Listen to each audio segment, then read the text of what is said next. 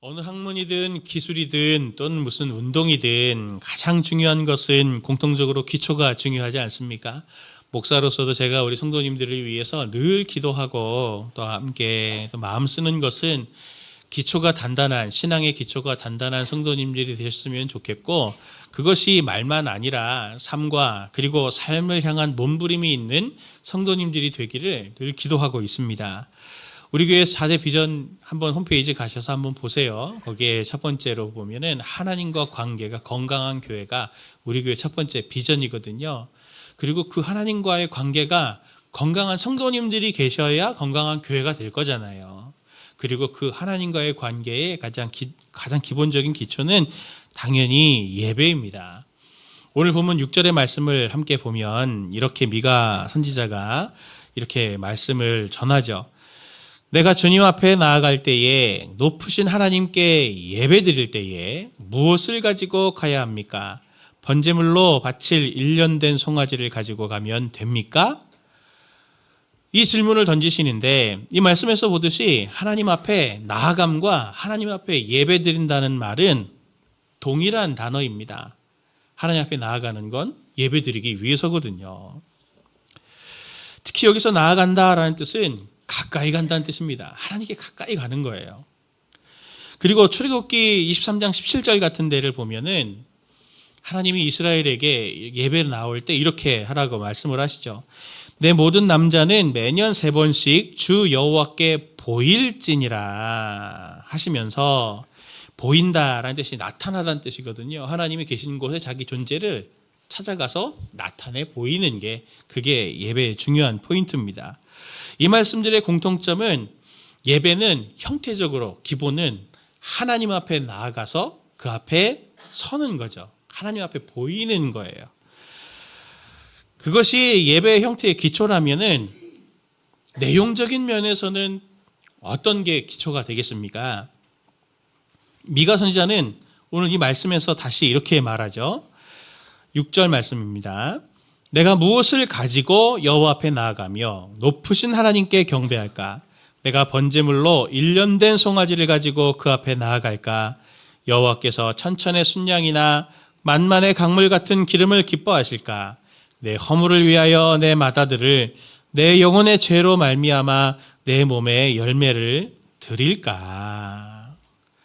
제가 밑줄을 이렇게 했지만 하나님 앞에 나아갈 때 나타나 보이는 게 형태적인 모습이라면 내용적으로는 재물을 가지고 하나님 앞에 무엇인가를 드리는 게 기본입니다. 드리는 게 기본이에요. 성도님들이 오늘 이렇게 우리 예배 자리에 나오셨잖아요. 예, 드리러 오셨습니까? 받으러 오셨습니까?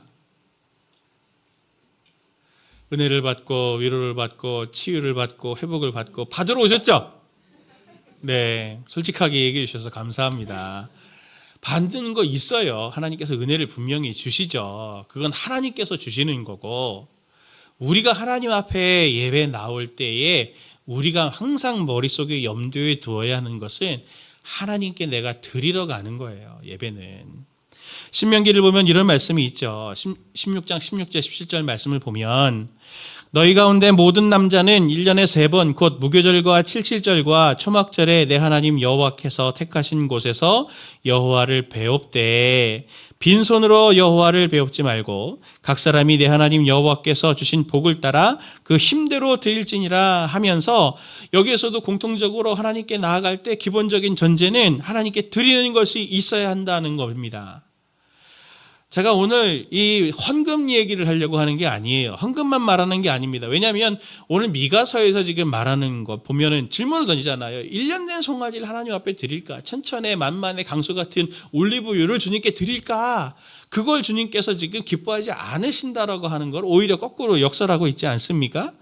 오늘 미가의 말씀을 가지고 하나님께서 말씀하시는 건 너희들이 재물 헌금 갖고 와라, 이걸 말씀하시는 게 아니에요. 오늘 말씀의 가장 중요한 전제 중 하나는 하나님 앞에 나아가는 우리의 태도에 대한 부분을 점검하라라고 말씀을 하시는 거죠. 우리는 하나님 앞에 나아갈 때 가지고 나아가는 것이 있어야 한다. 하나님께 드릴 것이 있어야 된다. 이걸 늘 머릿속에 염두에 두라는 겁니다. 그래서 우리는 오늘 이 말씀처럼 주일에 하나님께 나와서 예배를 드리고 하나님 앞에 드리는 것이 있어야 되는 거죠.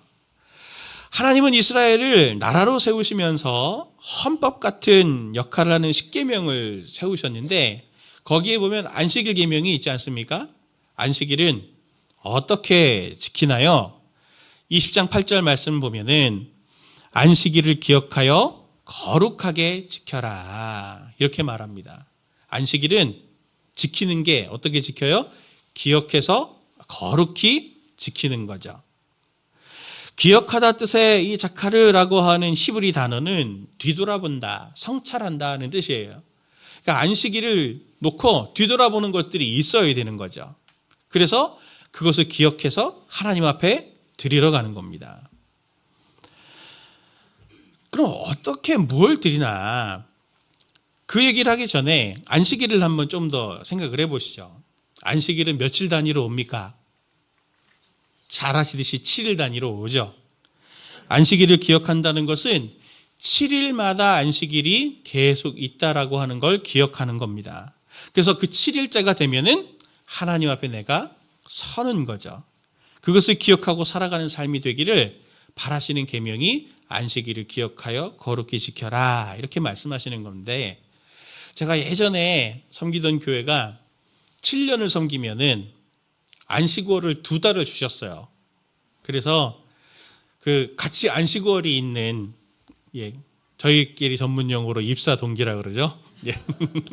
같이 이렇게 여행을 가자 그래가지고 이렇게 기차를 타고 지방을 같이 이렇게 내려가는 중이었는데 그 목사님하고 이렇게 드론드론 얘기를 나누다 그러는 거예요. 본인이 이렇게 계산을 해보니까 4번 안식월 가지면은 저희도 은퇴네요. 이렇게 얘기하더라고요. 그러니까 진짜 짧아 보이죠. 죄송합니다. 이렇게 젊은 목사가 벌써 은퇴 얘기를 하고. 근데 벌써 제가 3번 안식월 가지면 은퇴예요, 저는. 시간 진짜 빨리 갑니다. 성도님들은 한번 제가 여쭤볼게요. 성도님들은 하나님 앞에 몇 번 더 서면 하나님이 성도님들을 부르시겠습니까? 성도님들에게는 안식일이 몇 번 남았을 것 같으세요? 한번 계산해 보셨나요? 우리 모두 한 사람도 예외 없이 성경을 보면 마지막 날에 주님 앞에 다 설 겁니다. 나타날 거예요. 요한계시록 20장 12절부터 13절의 세 번역으로 같이 보겠습니다. 시작. 나는 또 죽은 사람들이 큰 자나 작은 자나 할 것 없이 다 그 보좌 앞에 서 있는 것을 보았습니다. 그리고 책들을 펴놓고 또 다른 책 하나를 펴놓았는데 그것은 생명의 책이었습니다. 죽은 사람들은 그 책에 기록되어 있는 대로 자기들의 행위대로 심판을 받았습니다. 바다가 그 속에 있는 죽은 사람들을 내놓고 사망과 지옥도 그 속에 있는 죽은 사람들을 내놓았습니다. 그들은 각각 자기들의 행위대로 심판을 받았습니다. 사도 요한이 본 환상이 그거잖아요. 사람들이 큰 자나 작은 자나 할 것 없이 죽은 사람들이 그 보좌 앞에, 하나님의 보좌 앞에 서 있다. 그리고 그들이 행한 대로 하나님께서 갚으시고 심판하시고 보상할 것은 보상해 주시는 내용이 오늘 예언이 된 마지막 예언이에요. 이걸 생각할 때 우리가 매 주일마다 예배에 나와서 하나님 앞에 설 때, 선다고 하는 것은 엄청난 축복이죠. 안식일은 매주마다 하나님 앞에 내가 나아가서 그 앞에 서는 건데, 하나님 앞에 최종적으로 설 최종의 심판하기 전에 미리 예행 연습하는 거거든요. 하나님 앞에 서서 내 삶을 뒤돌아보면서 하나님이 나를 어떻게 보실까? 내 삶을 어떻게 생각하실까? 생각하지 않겠습니까? 그러니 안식일은 마치 우리 수험생들이 수능을 앞두고 모의고사 이렇게 중간중간 보잖아요. 자기 실력이 어떻고 얼마만큼 성장을 했고 점검을 받는 그 과정을 거쳐가는 것처럼 안식일에 하나님 앞에 자기 자신을 세워놓으면서 내가 이렇게 몇 번 더 하고 나면은 하나님 앞에 서서 하나님께서 내 삶을 심판하실 날이 오겠구나라고 하는 걸 점검하면서 내가 얼마만큼 성장을 했고 내 삶의 현주소는 지금 어딘가라고 하는 것을 돌아보게 하시는 삶에 대한 기회를 하나님께서 우리에게 주시는 엄청난 축복인 거죠. 대비할 기회를, 마지막 날을 대비할 기회를 주시는 축복입니다. 생은 짧잖아요. 이 시간들을 소중하게 써야 되는 거죠. 요한계시록 말씀에서 본 것처럼 하나님은 우리가 행한 대로 판단하시는 분입니다. 그리고 안식일, 오늘 우리처럼 주일에 우리가 예배로 하나님 앞에 나아가는 것을 하나님 앞에 서는 심판을 연습하는 것이라고 한다면 우리의 예배의 내용은 어떤 것이겠습니까? 이 모든 걸 다 유추해 보면 우리가 하나님 앞에 나아갈 때 우리가 살아왔던 지난 한 주간의 삶을 결산하면서 그 삶의 내용들이 하나님 앞에 드릴 내용들이 되지 않겠어요? 진실로 그렇거든요. 예배의 형식이 하나님 앞에 서는 거라면, 나타나 보이는 거라면 예배의 내용은 지난 한 주간의 삶을 가지고 하나님 앞에 드리면서 나아가는 겁니다. 그게 주의를 지키는 정신인 거예요. 그리고 오늘 예배 후에 한 주간을 살아가는 삶을 사실 거잖아요. 이 예배당을 딱 나가는 순간 다음 안식일이 올 걸 기억하면서 또 이렇게 몇 번 지나고 나면 하나님의 최종의 심판 앞에 내가 설 걸 기억하면서 또 보상받을 걸 기억하면서 하나님 앞에 하루하루의 삶을 잘 살아내는 그 삶이 정말 중요하다는 거죠. 오늘 성도님들은 이 예배를 드리러 이 자리에 지금 이렇게 성도님들이 오셨는데 어떤 마음으로 이 예배 자리에 함께 참석하셨습니까? 하나님 앞에 내가 나아간다라고 하는 마음으로 정말 오셨습니까? 이 마음이 회복이 되어야 되는 거예요. 그냥 같이 우리 예배 드리자 하는 마음이 아니라 내가 하나님 앞에 나아간다, 나타나서 내 모습을 보인다 하는 그 마음이 회복이 되고 또 동시에 하나님 앞에 제물을 드리러 오는 거죠. 내 삶의 이 시간들을 하나님 앞에 제물로 드리려고 오는 겁니다. 오늘 말씀을 통해서 하나님은 우리에게 이런 질문을 던지시는 것 같아요. 너희는 오늘 무엇을 가지고 내 앞에 나왔냐? 미가 선지자는 오늘 이것에 대한 답을 우리에게 주고 있습니다.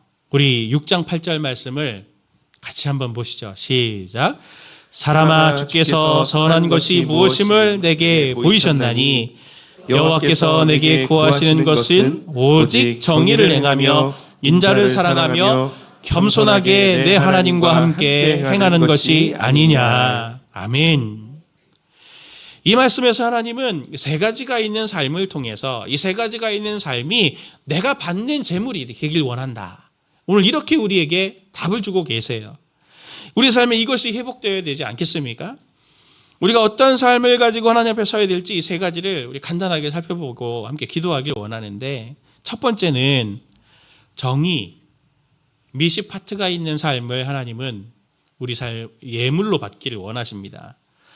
우리 성경에서 정의로 번역된 단어는 이 원문에는 미시파트라고 하는 히브리 단어를 쓰는데, 이 단어가 우리말 성경에는 다양하게 그냥 임의대로 쓰여요. 어디는 정의, 어디는 의, 어디는 공의, 다양하게 쓰여서 이게 뭐 딱 이게 어떤 게 미시파트야 하기가 굉장히 어려운데, 이 미시파트라고 하는 단어는 전제가 있습니다. 어떤 전제냐면 뭐가 의로운 거냐면, 정의로운 거냐면 계약, 약속, 그런 것들이 있잖아요.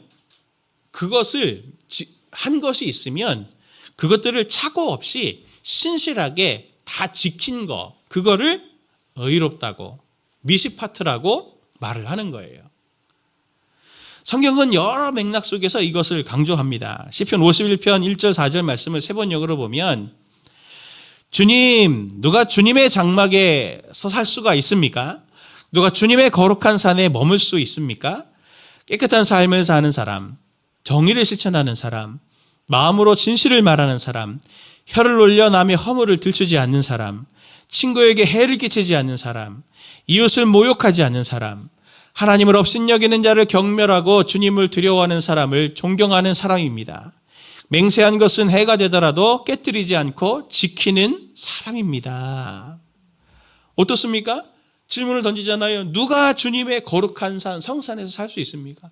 누가 주님과 함께 주님의 장막에서 머물 수 있겠습니까? 라고 하면서 쭉 서술하는 이 사람의 모습들을 보면 맨 마지막에 맹세한 것은 해가 되더라도 지키는 사람입니다 라고 이렇게 말하는데, 오늘 이 시편 51편만 보더라도 오늘 우리가 읽었던 미가서의 맥락과 일맥상통하는 부분들이 있지 않습니까? 이웃에게 맹세한 것, 약속한 것은 깨뜨리지 않고 자신에게 손해가 될지라도 그것을 지키는 사람이 하나님의 장막에 거하고 하나님의 성산에 거하는 정의로운 사람이다. 그걸 하나님이 그런 삶을 내가 너희들의 삶의 예물로 받기를 원한다. 하나님은 우리에게 오늘 이것을 말씀하십니다. 하나님께서는 하나님과 약속한 것은 물론이고 이웃과 계약한 것, 그것이 그리스도인이든 그것이 그리스도인이 아니든 사람과 약속한 것이 있으면 그것이 지킴에 있어서 어떤 손해가 될지라도 그 약속을 깨뜨리지 않고 지킨 삶을 하나님 앞에 예물을 드릴 때 하나님은 그 삶을 기쁜 예물로 받으신다고 하는 것을 꼭 신뢰하시고 이 약속을 좀 잘 지키시는 저와 성도님들 되시길 예수님의 이름으로 축원을 드립니다. 명절 지났죠? 아이들이 세뱃돈을 받으면은 엄마가 모았다 크면 줄게 하고 주셨습니까? 저도 그렇게 해서 못 받은 돈이 상당합니다. 아무리 아이들이라도 약속을 했으면 지켜야죠. 예. 사람과 약속한 게 있으면 반드시 지키려고 하십시오. 우리가 실수하고 놓쳐서 못 지키는 약속들이 있지만 이 정도는 하고 넘어가도 되겠지. 그것은 하나님께서 기뻐하시는 삶이 아닌 겁니다. 약속한 것은 어떻게 합시다? 지키십시다. 그게 하나님께서 받으시는 삶입니다. 두 번째로 우리가 어떤 삶을 가지고 하나님 앞에 서기를 원하시냐면 인자를 사랑하는 삶이죠. 헤세드를 사랑하는 삶입니다. 인자라는 말로 해석된 헤세드는 이것도 굉장히 폭이 넓고 다양하게 번역이 되는 단어인데 헤세드는 하나님과 관계돼서 설명할 때 하나님이 왜 우리를 건져주시고 구원해주시고 도와주시는지 하나님의 성품을 설명해주는 근본적인 몇몇 단어들 중에 하나입니다. 근데 헤세드는 기본적으로 어떻게 번역이 되냐면 친절 또는 신실함, 충성됨, 은혜로움 이런 것들이 다 포함된 단어예요. 그런데 이 헤세드는 그래서 인자, 한번 사랑하기로 했으면 오래 사랑하는 그 사랑, 그걸 인자한 사랑, 그렇게 넓은 사랑을 인자한 사랑이라고 그러잖아요. 그래서 제일 우리 성경에는 인자로 번역을 많이 하는데 이 헤세드는 특징이 있습니다. 무엇이냐면 관계와 언약 안에서 상호성이 전제가 되어 있는 거예요. 사람들과의 관계 또는 언약 안에서 상호성, 무슨 말이냐면 쉽게 얘기하면 이런 거죠. 누가 친절을 베풀면 친절을 받고만 있는 게 아니라 그 친절을 되돌려 보내는 거죠. 성도님들도 그렇게 하시잖아요. 어떤 분이 내가 몸이 되게 아파가지고 반찬을 해다 주셨어요. 고맙죠? 그럼 어떻게 하십니까? 내가 해준 게 얼만데 당연하지 이렇게 생각하지 않으시고 고맙다고 문자라도 하나 보내주시고 또 그분이 또 감사해서라도 또 나도 반찬해서 드리는 그게 헤세드인 거거든요. 서로 주고받고 하는 그 사랑의 마음들이 있는 그게 헤세드예요. 대표적인 예가 이런 겁니다. 누가 친절을 베풀면 그 친절을 반드시 누군가에게는 흘려주는 되돌려보내는 게 그게 헤세드인데 대표적인 예가 여호수아 2장에 나옵니다. 여호수아가 이제 가나안 땅 정복을 위해서 정탐꾼을 여리고성에 보내요. 그런데 정탐꾼들이 이제 발각이 되죠. 그때 기생인 라합의 집에 피신하게 됩니다. 라합이 그 정탐꾼들을 피신시켜주면서 이렇게 말하는 장면이 나와요. 여호수아 2장 12절 말씀 보면 그러므로 이제 청하노니 내가 너희를 선대 헤세드 하였은즉 너희도 내 아버지 집을 선대 헤세드 하도록 여호와로 내게 맹세하고 내게 증표를 내라. 내가 너희를 숨겨주는 헤세드를 선대를 베풀었으니 너도 나에게 헤세드를 베풀어라. 이게 헤세드의 가장 중요한 특징입니다. 그러니 인자를 사랑하는 것, 헤세드를 사랑한다라고 하는 것은 하나님 자신이 우리에게 헤세드를 먼저 베풀어 주셔서 하나님의 사랑을 알고 하나님의 은혜를 받았기 때문에 그 헤세드를 아는 인간들 사이에 서로 하나님께 받은 헤세드를 흘려내 보기를 바라는 사람, 그 헤세드를 자꾸 베푸는 사람, 감사한 것을 표현할 줄 알고 누군가에게 은혜 받은 것을 받고만 있는 것이 아니라, 배은망덕하게 받고만 있는 것이 아니라 그것을 또 다른 누군가에게 흘려주기를 사랑하는 사람이 하나님께서 그 삶을 예물로 받는다라고 지금 오늘 말씀하고 있는 겁니다.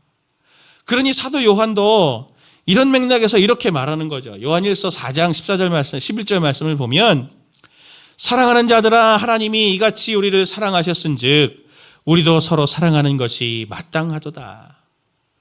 예수님도 누가복음 6장 32절에서 이렇게 말씀하셨죠. 너희가 만일 너희를 사랑하는 자만을 사랑하면 칭찬받을 것이 무엇이냐?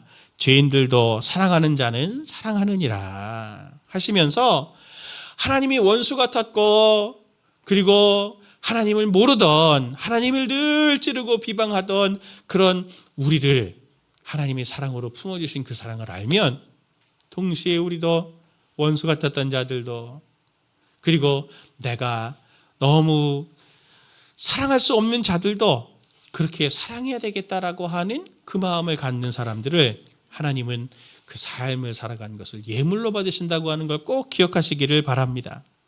세 번째로 우리가 어떤 삶을 가지고 하나님 앞에 서야 되는지, 그것은 모든 일에 신중히 하나님과 함께 행하는 삶입니다.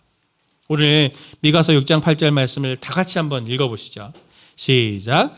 사람아, 주께서 선한 것이 무엇임을 내게 보이셨나니 여호와께서 내게 구하시는 것은 오직 정의를 행하며 인자를 사랑하며 겸손하게 내 하나님과 함께 행하는 것이 아니냐. 아멘. 우리말 성경에는 세 번째로 이렇게 겸손하게 내 하나님과 함께 행하는 것이 아니냐라고 그랬는데, 이 겸손하게라고 하는 차나라는 뜻은 약간 의역이 되어 있는 겁니다. 우리말 성경에는 원래의 뜻은 신중하다, 그리고 사려 깊다라는 뜻입니다. 조심스럽다, 이런 뜻입니다. 그러니 하나님께서 열매로 받기를 원하시는 그런 삶의 태도는 매사에 조심스럽게, 사려 깊게 하나님과 함께 행하면서, 조심스럽게 사려 깊게 하나님이 기뻐하시는 것은 뭘까? 어떤 게 하나님께서 원하시는 걸까? 라고 하는 것을 고민하며 살아가는 삶의 그 태도를 하나님은 열매처럼 받기를 원하신다고 하는 것이죠. 우리는 하나님 앞에 설 때에 성도님들이 순종을 늘 마음의 염두에 두시면서 순종했냐, 순종하지 않았냐, 했냐 안 했냐라는 행위적인 부분들로 보지만, 오늘 이 세 가지를 보십시오. 가장 중요한 건 결과론적인 면에서가 아니라 태도에 대한 부분들, 그걸 우리에게 계속 물어보시는 거죠. 중요한 방점은 결과보다는 이 태도에 있는 것입니다. 우리가 완벽할 수가 없고, 또 삶의 자리, 이런 자리 저런 자리에서 늘 죄와 밀고 당기는 영적인 싸움들이 있고, 온전한 삶을 드릴 수가 없어도 아유, 이게 안 되는 거지, 뭐 어쩔 수 없어, 이게 최선이야, 그러면서 쉽게 타협하는 삶이 아니라 어떻게든 이게 하나님께서 우리에게 기뻐하시는 거다라고 하는 것을 알아서 어떻게든 살아내보려고 때론 몸부림치고 힘들어도 부딪혀보려고 하고, 주님께서 원하시고 기뻐하시는 것이 무엇인지, 그리고 또 명령한 것이 이것이기 때문에 순종해 보려고 몸부림치는 그러한 삶을 하나님께서는 열매처럼 받기를 원하신다라고 오늘 지금 말하고 있는 겁니다. 그래서 파인버그라고 하는 학자가 오늘 이 말씀을 가지고 정리를 할 때 이렇게 정리를 했어요. 하나님이 인정하시는 경건함은 세 가지 요소로 구성이 됩니다. 동료인 사람들과 모든 거래에서 공정함을 엄격히 준수하는 것, 그들에게 선을 행하려는 결심의 마음, 그리고 하나님과 긴밀하고 친밀한 교제를 유지하기 위한 부지런한 노력입니다. 하나님께서 예배 때 제물로 받으시는, 우리에게 받기를 원하시는 이 세 가지 것들의 특징은 종교적인 것에만 머무는 것이 아니라는 것 아닙니까? 이 모든 것을 종합해 보면 우리의 예배는 어디에서부터 시작이 됩니까? 일상에서 시작이 되는 거죠. 일상에서 맺어진 열매들을 한껏 갖고 예배 자리로 나와서 하나님께 드리는 겁니다. 일상이 예배의 자리가 되는 거죠. 제가 포스터 하나를 보여드리려고 하는데 한번 보여주십시오. 영화 포스터. 신의 악단, 보신 분들도 계실 것 같은데 못 보신 분들은 한 번씩 꼭 가서 보셔요. 저도 한 1월 초쯤에 저 영화를 봤는데 최근에 제가 저 영화에 대한 이야기를 들으면서 좀 놀랐습니다. 왜냐하면 이 영화가 지금 벌써 지난 금요일 날 제가 확인해 보니까 140만이 넘었어요. 보신 분들이. 예, 요즘 극장을 잘 안 가가지고 100만 넘는 영화가 많지 않습니다. 엄청 히트를 치고 있는 거죠. 그리고 영화 보신 분들은 알지만 저게 실화를 바탕으로 만든 영화여가지고 내용이 그거잖아요. 북한이 이제 외화를 유치하려고 거짓으로 부흥회를 해요. 찬양단을 모집을 하는데 다 이게 예수님 모르는 사람들이 모여가지고 부흥회 준비하다가 예수님을 믿어가게 되는 이야기거든요. 저게 실화를 바탕으로 한 이야기인데 저 영화가 개봉하고 지금 아직까지 개봉해 있는데 제가 찾아봤어요. 보통 영화가 개봉하면 내려주십시오. 보통 영화가 개봉하면은 얼마 정도가 이렇게 상영관에 걸리게 되나 봤더니 2주에서 4주예요. 근데 지금 벌써 2달 넘게 보고 있는 거죠. 그게 뭘 말하는 겁니까? 티켓이 팔리고 있다. 극장은 장사가 돼야 저거 거는 거잖아요. 제가 보니까요, 찾아보니까 작년에 개봉한 킹 오브 킹스보다 저게 더 지금 올해 스크린에 걸려 있어요. 그리고 킹 오브 킹스 제가 또 찾아봤거든요. 봤더니 실적이 어떠냐면 부모들의 등골 브레이커라고 알려진 사랑의 핫쇼핑. 애기 키우시는 분들은 다 아십니다. 애들이 사랑의 핫쇼핑을 너무너무 좋아해요. 너무너무 좋아요. 이게 너무 비싸가지고 그래서 부모님들 등골이 다 빠진다 그래서 등골 브레이커라고 불려요. 부모들 사이에서는. 사랑의 핫쇼핑 애니메이션인데 킹 오브 킹스가 사랑의 핫쇼핑을 꺾었어요. 우리나라에서 지금까지 개봉한 애니메이션들 중에 킹 오브 킹스가 흥행 2위입니다. 실적으로.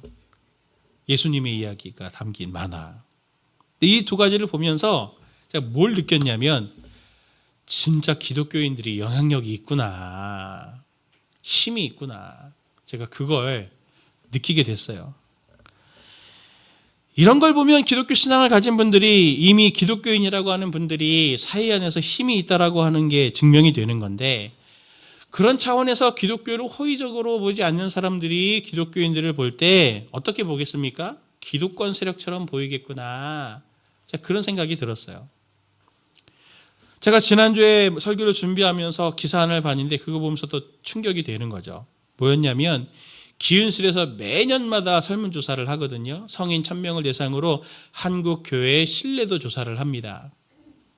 그런데 한국교회 사회적 신뢰도 여론조사에서 한국교회를 신뢰한다라고 하는 비율이 올해는 19%가 나왔어요. 한국교회를 신뢰하지 않는다라고 하는 응답이 75%가 나왔습니다. 역대 최저라고 그러네요. 아니 영화나 이런 거는 엄청 많이 팔려가지고 이게 상업 영화인데도 엄청 많이 팔려갖고 저렇게 오래 있고 수익도 많이 나는데 힘이 있는데 사회적으로는 왜 한국교회를 신뢰하지 않는다가 이렇게도 지대한가? 이게 되게 이상하지 않습니까? 아이러니하지 않나요? 그분들이 투표에서도 저렇게 안 나올 거예요. 교인들도 한국교회 신뢰 안 해. 영화 보면서도 이거 누르신 거 아니에요. 엄청 충격이었어요. 왜 설문조사에서 그 이유를 물어봤더니 교회의 이익 우선주의가 24.6%죠. 그리고 도덕성의 문제가 21.1%, 그 다음에 정치적 발언 및 정치 집회 참여를 21.6%로 꼽았어요. 기득권. 사전을 찾아보니까 이미 차지한 권리를 기득권이라고 하지 않습니까? 이 단어가 좋은 단어는 아니잖아요. 이미 차지한 권리를 놓치지 않기 위해서 그토록 애쓰고 몸부림치는 걸 보면서 손가락질하면서 아유 저 기득권 저걸 안 내려놔가지고 이렇게 하는 안 좋은 단어잖아요. 저도 기득권이라고 기독교인들과 교회가 기득권이 있다 이런 단어에는 동의가 되지 않고 또 실제로 설문조사에는 해당되지 않는 건강하고 도덕적이고 그리고 훨씬 더 헌신적이고 하는 분들이 훨씬 많다고 하는 건 저도 알고 믿고 있습니다. 그런데 내 생각이 어떻든 사회 안에서 기독교인들은 한편으로는 문화 현상이 될 만큼 힘이 있음에도 어떤 사람들에게는 기득권, 그걸 지키기 위해서 애쓰는 사람들처럼 보이는 이 현상 앞에서 우리는 사회적인 책임을 다해야 되지 않겠나라고 하는 그런 문제의식이 또는 결의 같은 게 제 마음속에 이렇게 올라오게 되더라고요. 우리는 하나님께서 그 힘을 주신 거 아닙니까? 그 힘을 주신 책임을 다해야 되는 거죠. 하나님이 힘은 주셨는데 그 힘을 건강하게 쓰는 것이 아니니 그게 어떤 사람들에게는 기득권처럼 보이는 거 아닙니까? 오늘 미가서가 말하고 있는 거 어려운 게 아니잖아요. 약속한 것은 손에 날지라도 잘 지키고 누군가에게 호의를 받은 게 있다면 배은망덕하게 받기만 하고 당연하지 이렇게 생각하는 게 아니라 그 호의를 또 다른 누군가에게 베풀고 삶의 자리에서 다 우리가 그렇게는 되지는 않아도 어떻게든 하나님께서 원하시는 삶으로 살아보려고 고민하고 몸부림치는 그런 신중함만 있어도 사람들이 우리를 보고 기독교인들을 보고 교회를 보고 저 사람들 기득권 이러면서 막 손가락질하는 한국 교회는 믿을만 하지 못해 그렇게 말하는 사람들은 줄어들 것 아닙니까? 이게 엄청 어려운 숙제냐고요. 우리가 기본만 해도 이 기본만 해도 하나님께 영광이 되고 약속한 거 잘 지키고 받은 거에 있으면 고맙다고 하고 받은 은혜들이 있어서 어떻게든 베풀려고 하고 그리고 또 그렇게 순간순간 삶의 자리에서 하나님께서 기뻐하신 대로 살려고 하는 그것만 돼도 하나님께서 영광을 받으시고 하나님의 나라는 구현이 됩니다. 하나님 나라를 구현하는 실제가 이 세 가지 정신의 이 실천 방향이 이것에 담겨져 있는 거예요. 예배는 주일 한 번 딱 드리는 게 아닙니다. 예배가 시작되는 자리도 이 자리가 아니에요. 예배가 시작되고 그리고 예배가 진행되는 그 자리는 바로 성도님들이 오늘 예배를 드리고 댁으로 돌아가시는 그 차 안에서 가족들과 함께 걸어가시는 그 걸음에서 성도님들의 예배가 시작이 되는 거죠. 그 삶에 돌아가는 삶의 자리에서 안식일이 돌아올 거니 그때 내가 어떤 열매를 가지고 하나님 앞에 나아갈까를 고민하고 가까이 있는 사람들에게는 더 약속을 잘 지키려고 하고 그리고 받은 호의는 자꾸 베풀려고 하고 하나님께서 원하시는 삶을 살려고 몸부림치는 삶들이 매일매일 쌓이고 쌓여서 한 주간이 되고 그렇게 그 주간들이 쌓이고 쌓여서 하나님 앞에 우리가 서게 될 때 주님께서는 우리를 보고 착하다 충성되다 올바르다라고 말씀하시면서 내가 적은 것을 너희에게 맡겼는데 너희가 이렇게 열매를 많이 맺었으니 많은 것을 내가 너희들에게 맡기겠다라고 하며 하나님의 나라를 우리에게 상속시켜 주시려고 하는 게 그게 하나님이 원하시는 뜻이거든요. 그러한 몸부림이 있는 삶을 열매로 해서 우리가 하나님 앞에 드리십시다. 오늘 이 말씀에는 사실 숨겨진 메시지가 있어요. 미가서 6장 8절 말씀을 같이 한번 읽기를 원합니다. 시작. 사람아 주께서 선한 것이 무엇임을 내게 보이셨나니 여호와께서 내게 구하시는 것은 오직 정의를 행하며 인자를 사랑하며 겸손하게 내 하나님과 함께 행하는 것이 아니냐. 하나님은 우리에게 부담을 주시려고 하는 게 아니에요. 오늘 말씀 보면 이 말씀에 이렇게 말하잖아요. 주께서 선한 것이 무엇임을 내게 보이셨나니. 주님께서 보여주셨어요. 과거형으로 말해요. 하나님이 무엇이 선한 것인지를 우리에게 보여주셨습니다. 주님은 먼저 우리의 삶의 자리에서 하나님의 미시파트를 보여주셨죠. 우리가 하나님 앞에 약속을 어기고 하나님의 말씀에 순종하지 못하고 하나님을 기억하지도 못하지만 하나님은 의로우셔서 우리와 약속하신 게 있기 때문에 우리를 잊어버리지 않으시고 우리가 어떻게 하더라도 하나님이 하시기로 한 걸 다 베풀어 주시고 우리를 인도해 주셔서 우리가 한 주간 지금 살고 여기 있는 거잖아요. 하나님의 헤세드, 하나님의 인자를 보여주셔서 하나님께서 많은 좋은 것들을 우리에게 그렇게 베풀어 주셔서 우리에게 고민과 눈물이 있기는 했지만 그 상황 가운데서 모든 염려와 두려움, 죽음이 우리를 함몰시키지 않고 우리가 하나님 앞에 이렇게 나와 예배 드릴 수 있도록 하나님이 헤세드 은혜를 베풀어 주셨잖아요.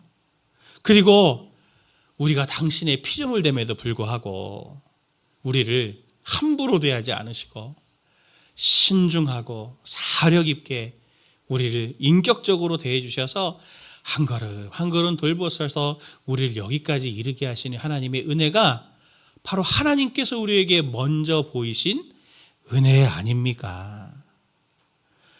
우리가 예배의 자리에 나오기 전에 주님께서 한 주간 내게 베푸신 신실함, 헤세드, 인자함, 신중함을 한번 생각해 보셔야죠.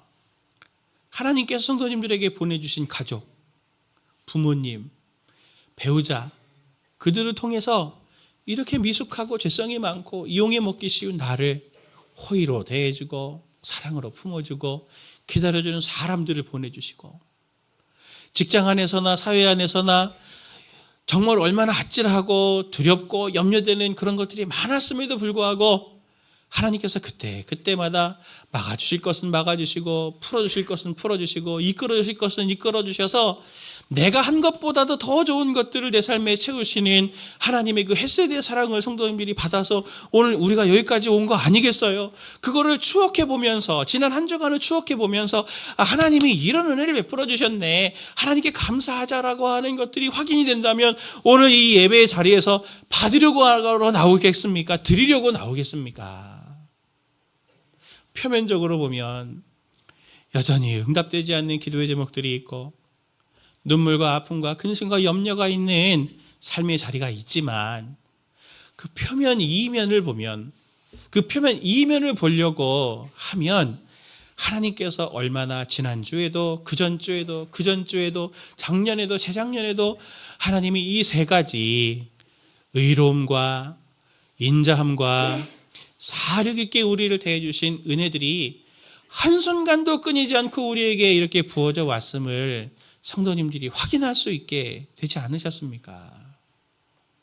그렇게 돼서 우리가 하나님 앞에 감격으로 예배를 드리게 되는 거죠. 사랑하는 성도님들, 예배의 태도가 바뀌었으면 좋겠습니다. 받으려고 오는 게 아니고 예배 오시기 전에 꼭, 그리고 예배 자리에 앉으셔서라도 한 주간을 추억해 보세요. 감사할 거리라도 하나 가지고 하나님께서 베푸셨던 거 그거 한 가지 붙들고 하나님 감사합니다, 제가 이 삶을 주님께 드립니다, 드릴 수 있는 예배자가 된다면 정말 하나님께서 성도님들을 기뻐하시는 예배로 받으실 거고, 하나님께서 성도님의 삶을 통해 이 땅을 치유하고 회복하는 하나님의 동역자로 더 힘있게 쓰실 거라고 저는 믿어 의심치 않습니다. 우리의 삶이 이렇게 회복되는 은혜가 있길 예수님의 이름으로 축원을 드립니다.